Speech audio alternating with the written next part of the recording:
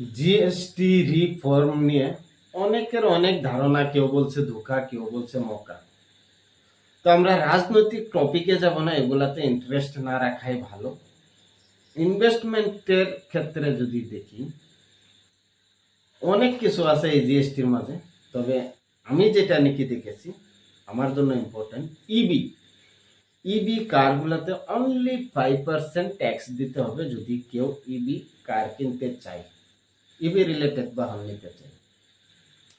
এর ফলে ইবি সেক্টরে অনেক বড় অ্যাডপশন আসতে পারে ভারতের মাঝে।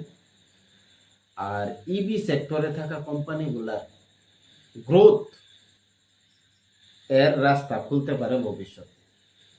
কারণ বর্তমান সময়টা হচ্ছে ইবি সেক্টরের সময়।